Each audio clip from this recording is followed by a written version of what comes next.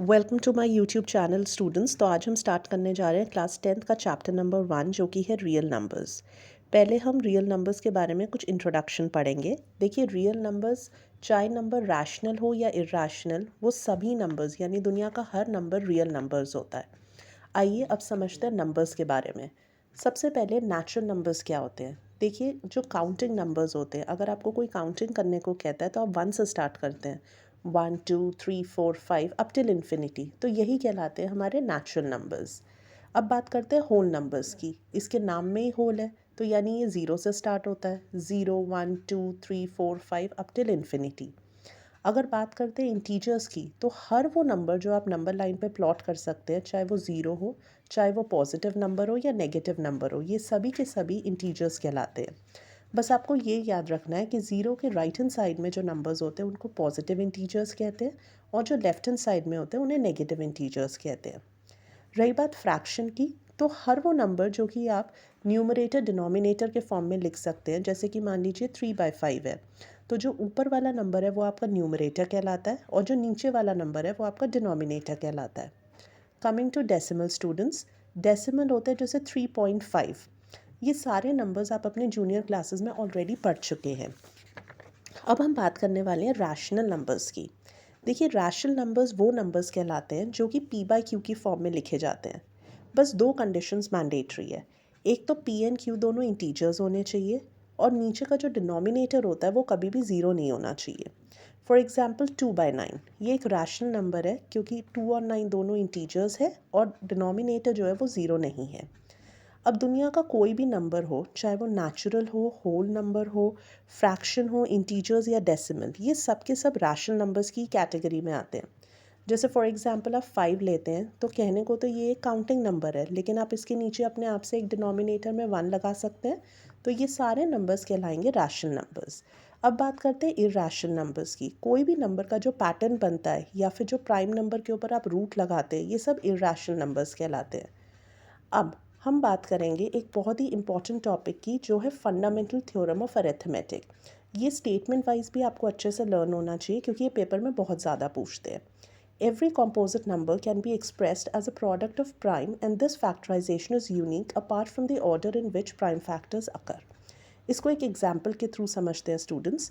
मान लीजिए मैंने 96 लिया और उसको फैक्टराइज किया, तो जब हम इसको फैक्टराइज करेंगे तो हमारे पास जो रिज़ल्ट आएगा वो है 2 की पावर 5 इंटू 3।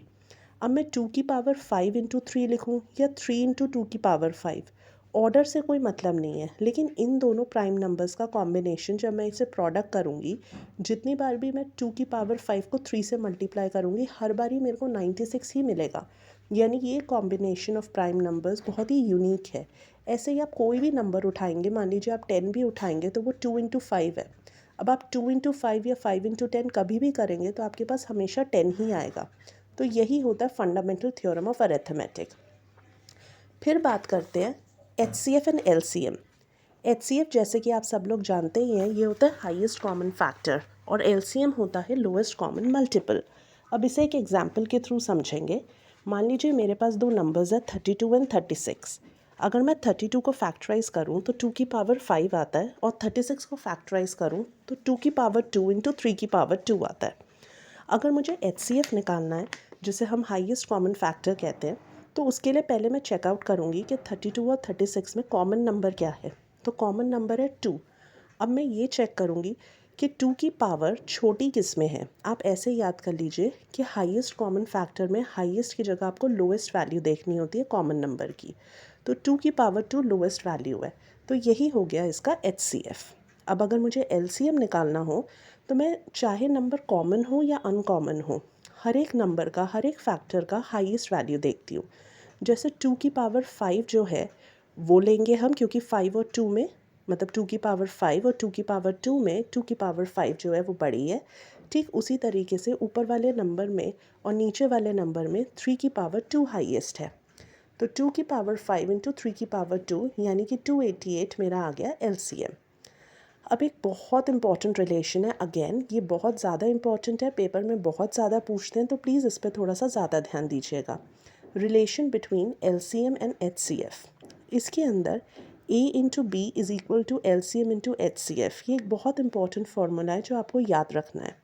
यहाँ पे A का मतलब है फर्स्ट नंबर, B का मतलब है सेकंड नंबर।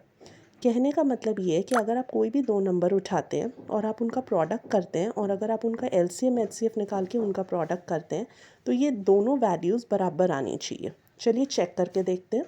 4 में से आपको कोई 3 वैल्यूज़ गिवन होएगी। जैसे A आपको नहीं गिवन है, B 36, LCM 288 and HCF 4 mentioned है। तो A की वैल्यू देखिए मेरी 32 आ गई। तो ये था इसका इंट्रोडक्टरी वीडियो फ्रेंड्स। अब नेक्स्ट व्लॉग में हम एक्सरसाइज बेस्ड क्वेश्चंस करेंगे। तब तक के लिए please do like share and subscribe my channel.